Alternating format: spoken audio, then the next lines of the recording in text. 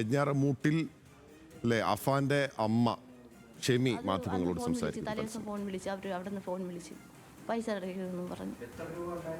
അറിയില്ല, അതൊന്നും അറിയില്ല. അതറിയില്ല.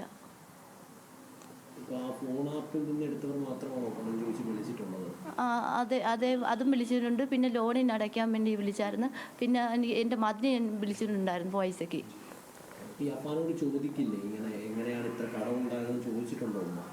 അവനല്ല കടം, എനിക്ക് തരുന്ന കടം അവനല്ല ഇരുന്ന് കടം. അവനല്ല, എൻ്റെ കുടുംബത്തിലായിരുന്നു, എൻ്റെ വീട്ടിൽ. പിന്നെ ഇത് ലോണൊക്കെ മതിലിരുന്ന് പൈസ വാങ്ങിച്ച് ഞാനാണ് എടുത്തത്. എന്നിട്ട് അടയ്ക്കാൻ അവൻ്റെ എല്ലാവരും ചോദിച്ചത്, അന്ന് ദിവസം പൈസ ചോദിച്ചത്. എന്നിട്ട് കിട്ടിയില്ല അന്ന്.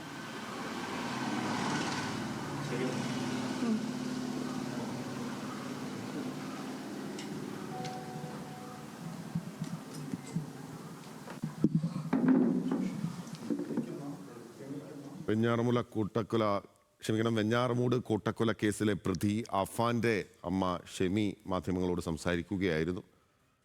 അഫാന്റെ ആക്രമണത്തിൽ ഷെമിക്ക് ഉൾപ്പെടെ കാര്യമായ രീതിയിലുള്ള പരിക്കുണ്ടായിരുന്നു. കഴിഞ്ഞ ദിവസങ്ങളിൽ മാത്രമാണ് ഷെമി ആശുപത്രി വിട്ട് ഒരു ബന്ധുവിൻ്റെ വീട്ടിലേക്ക് മാറുകയും ചെയ്തത്. ഇപ്പോൾ മാത്രമാണ് ഷെമി ഇക്കാര്യങ്ങൾ സംസാരിക്കാൻ തയ്യാറായത്. കടം അഫാനല്ല, തനിക്കായിരുന്നു ഉണ്ടായിരുന്നത് എന്നാണ് ഷെമി ഇപ്പോൾ പറഞ്ഞതായി നമ്മൾ കേട്ടിരിക്കുന്നത്. ഏറ്റവും പ്രധാനപ്പെട്ട പ്രതികരണങ്ങളിൽ ഒന്ന് തന്നെയാണ്. നേരത്തെ അഫാൻ ആക്രമിച്ചില്ല എന്ന തരത്തിലുള്ളൊരു പ്രതികരണം ആദ്യം പോലീസിന് മൊഴി നൽകിയപ്പോൾ അമ്മ ഷെമി നൽകിയിരുന്നു.